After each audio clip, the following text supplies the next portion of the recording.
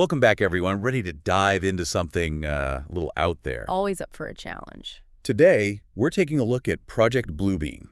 Ah, yes, Project Bluebeam. The conspiracy theory, you know the one, claiming powerful elites want to fake an alien invasion. To usher in a new world order. Right, single religion, global government, the whole shebang. It does sound pretty wild when you put it like that. Definitely a bit out there. But hey, sometimes exploring these fringe ideas, even if we end up debunking them, can be a good exercise, right? Absolutely.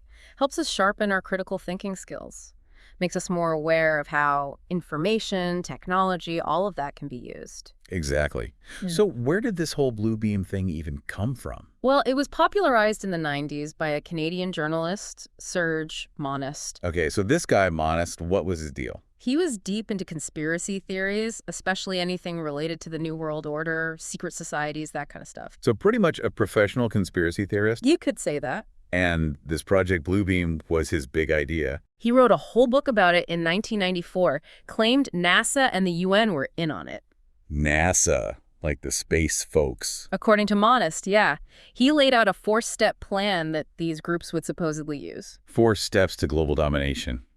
Sounds like a recipe for disaster. That's putting it mildly. Okay, so what's the first step in this master plan? Step 1, according to Monast, is to dismantle all existing religions. Wow, that's ambitious, to say the least. How did he think they'd pull that off? Engineered earthquakes. Earthquakes? Yeah, he believed they'd use earthquakes to reveal artifacts that would discredit all the major religions. Like proof that religious figures never existed or something. Something like that. Basically evidence that would shake people's faith to the core. Okay, I could see how that would cause some chaos, but could someone really engineer earthquakes on demand and with such precision? We do have technologies like fracking that can induce seismic activity, but to do it on a global scale with that level of accuracy, It seems pretty far-fetched.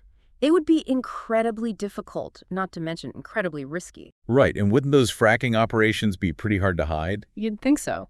So step 1 already seems a bit shaky. What about the next step in this alleged plan? Step 2 is where things get really interesting. Monast called it the big space show. The big space show.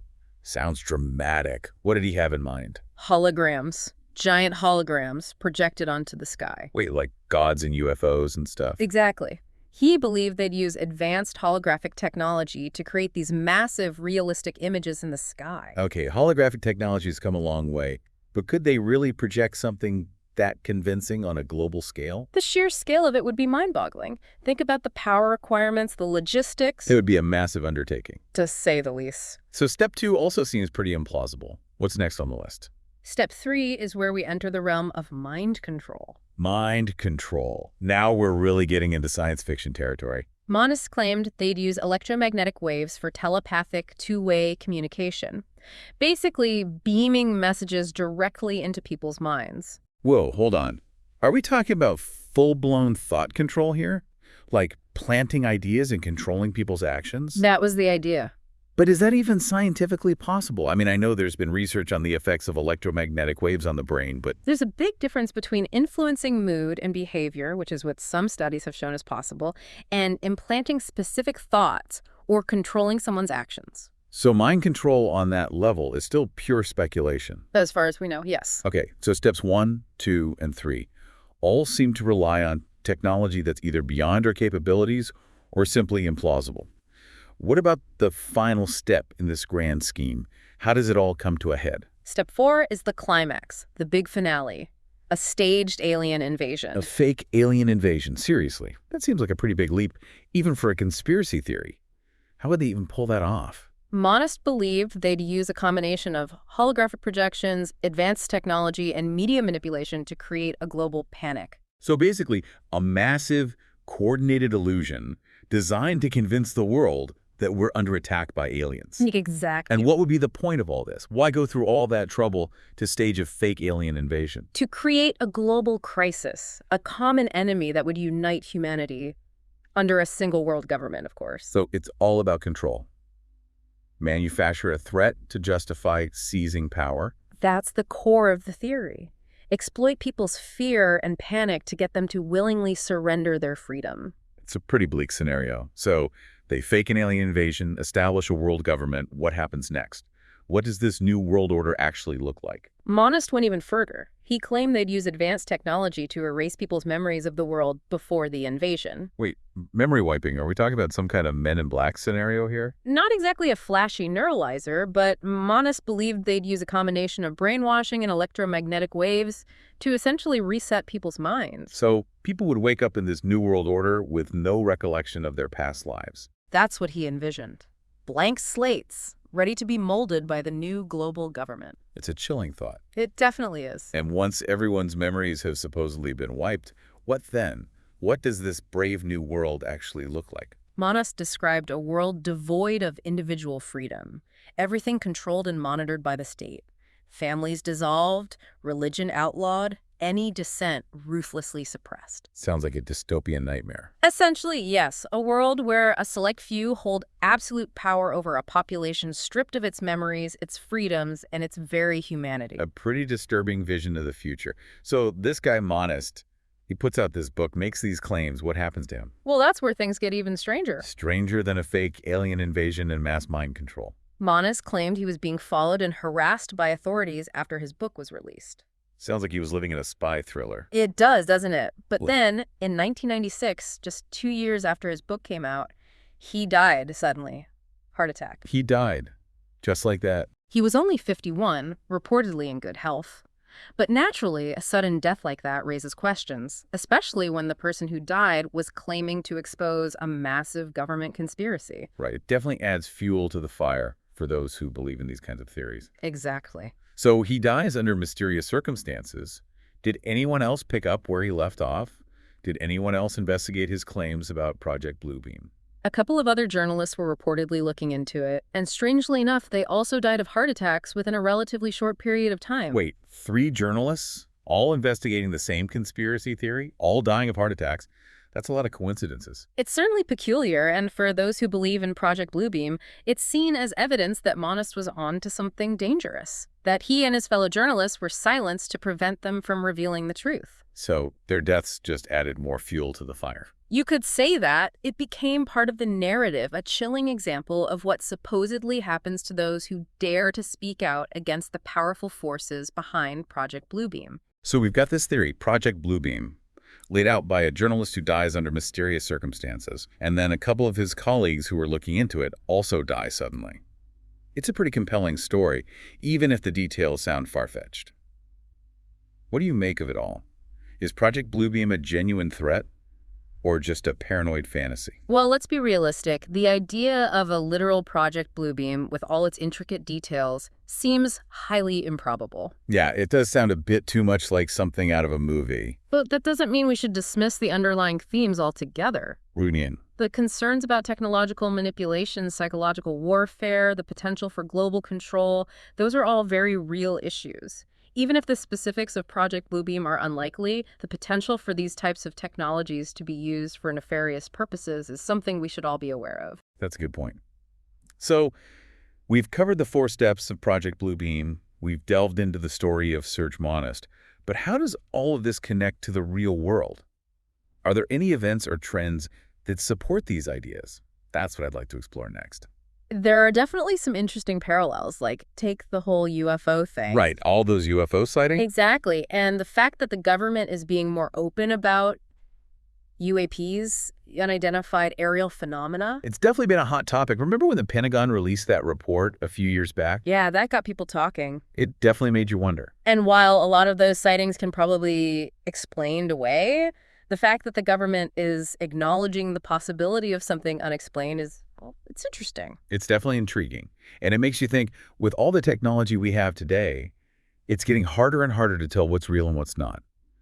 Like, take holographic technology. We were talking about those massive sky projections, how difficult they would be to create. All right. But holographic technology is getting more sophisticated all the time. Yeah, that's true. I mean, we see these incredibly realistic holograms being used in entertainment, advertising, even communication. So while those global scale projections might still be out of reach, the potential for creating convincing illusions is definitely growing. And then there's the whole issue of disinformation, and media manipulation. Ah, yes. It seems like every day there's a new story about fake news or deep fakes or online propaganda. It's getting harder and harder to know what to believe, especially online. It's a real challenge, and that's a key part of Monast's theory, right? The idea that the media would be complicit in this deception, spreading disinformation, shaping public perception to create that climate of fear and panic. Right, like a massive propaganda campaign.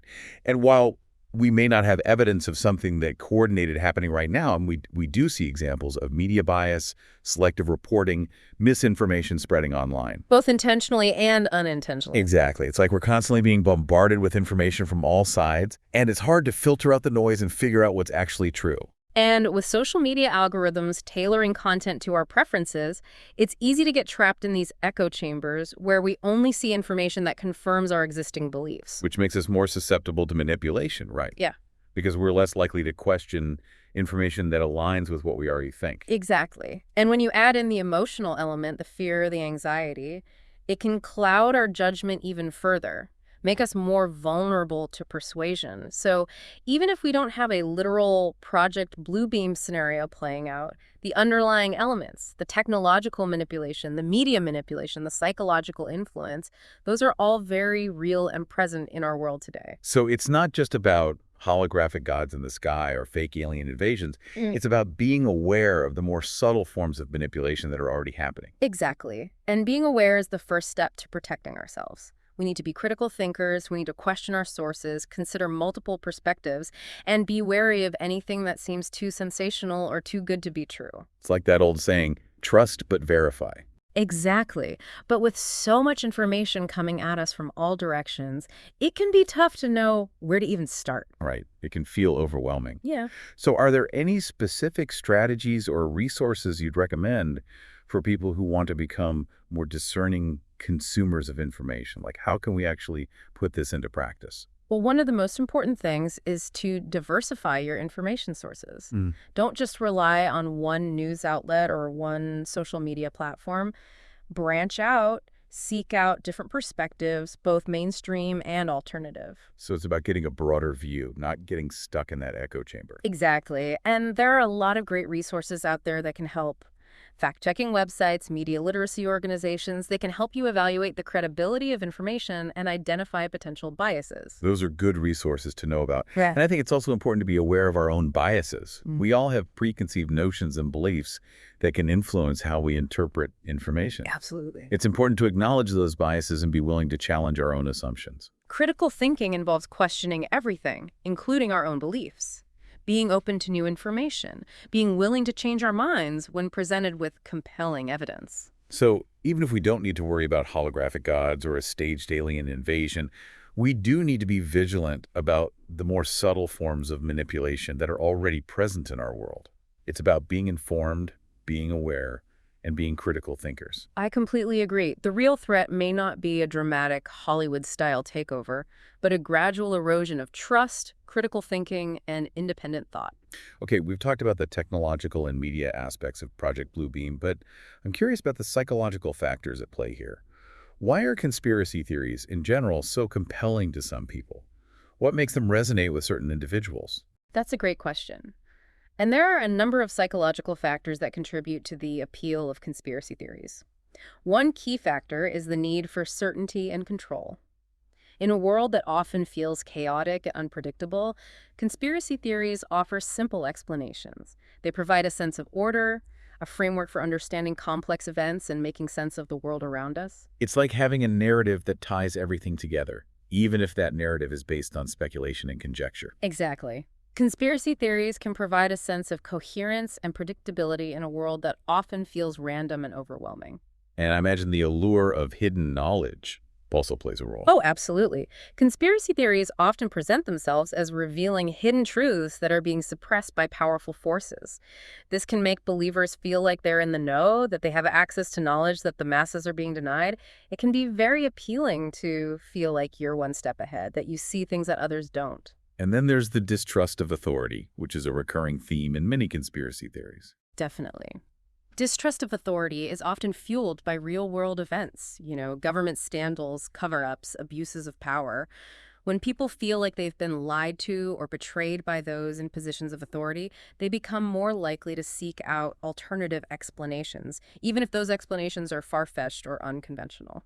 So it's not necessarily about being gullible or paranoid, but rather about a lack of trust in the institutions that are supposed to be serving the public interest. Exactly. And that distrust can create fertile ground for conspiracy theories to take root and flourish. When people feel like they can't trust official sources of information, they turn to alternative sources, which may or may not be reliable. It's a complex issue with a lot of contributing factors. But understanding those factors can help us better navigate the world of information and be more discerning about what we choose to believe. Absolutely. It's about developing a healthy sense of skepticism, questioning everything, but not dismissing everything out of hand. It's about being critical thinkers and engaging in thoughtful, evidence-based analysis. So we've talked about the technology, the media, the psychology, the historical context of Project Bluebeam. It's been a fascinating exploration, but I'm curious, are there any other aspects of this theory that you find particularly intriguing or relevant to our current world? One aspect that I find particularly thought-provoking is the idea of a manufactured crisis being used to justify a power grab. While the specific details of Project Bluebeam may be far-fetched, the concept of a false flag operation, a staged event designed to deceive the public and create a pretext for action, is a recurring theme throughout history. You're right. There have been numerous examples of governments and powerful groups using deception and manipulation to achieve their objectives. Exactly. And in today's world, where information travels at lightning speed and can be easily manipulated, the potential for this type of deception is even greater. We need to be aware of the possibility that events may not always be as they seem, and that there may be hidden agendas at play. It's a sobering thought. So, while we might not be facing an imminent threat of holographic alien invaders, the underlying principles of Project Bluebeam, the potential for technological and media manipulation, the exploitation of fear and uncertainty, and the erosion of trust are all very real and relevant to our current world. I couldn't agree more. It is a lot to think about. So if these manipulations are possible, what can we do to protect ourselves? How do we become more resilient? It all starts with education and awareness. So like becoming more media literate, being able to, really analyze information. Exactly. We have to develop that healthy skepticism, question everything we see and hear, especially from sources trying to, shape our opinions. But there's just so much information out there. It's overwhelming. Where do you even begin? Diversify your sources. Don't rely on just one news outlet or social media platform. Get different perspectives, mainstream and alternative. So getting the full picture, avoiding those echo chambers? Exactly. And, there are fact-checking websites, media literacy organizations. They can help you figure out what's credible. Good to know. And I think it's also important to be aware of our own biases. We all have them, those preconceived ideas that can color how we see things. Absolutely. Got to be willing to challenge our own assumptions. Critical thinking means questioning everything, even our own beliefs. Be open to new information. Change your mind when the evidence is there. So maybe we don't need to worry about holographic alien invasions, but we do need to watch out for these more subtle forms of manipulation. Being informed, being aware, and thinking critically. Those are the keys. Couldn't agree more. The real threat may not be some dramatic takeover, but a slow erosion of trust, critical thinking, and independent thought. That's what we need to guard against. Well said. So we've dug deep into Project Bluebeam, looked at technology, psychology, all of it. What are some key things you'd want our listeners to walk away with? I think the big takeaway is, even if Project Bluebeam is far-fetched, the idea of manipulation and control, that's very real. Technology, media, they can be used to influence us in powerful ways. Just being aware of that is a huge first step. And even if we don't believe in this grand conspiracy, it's good to think about how these ideas can still affect us. Conspiracy theories play on our fears, our anxieties, our distrust. It's important to recognize that. Approach these theories with a critical eye. Don't just accept everything at face value. It's not just about debunking theories, it's about building up our own mental defenses, becoming more resilient. Exactly. Be critical thinkers, question everything, look at the evidence, and come to your own conclusions. That's a great note to end on. This has been a deep dive into a truly fascinating topic, Project Bluebeam, the potential for manipulation in our world, and how we can become more discerning, more critical thinkers. While a fake alien invasion might seem like something out of a movie, the real concerns about control, deception, and the erosion of trust, those are very real. and something we all need to be aware of. I couldn't agree more. The best defense against manipulation is a well-informed, critically thinking public. So stay curious, stay skeptical, keep asking those questions.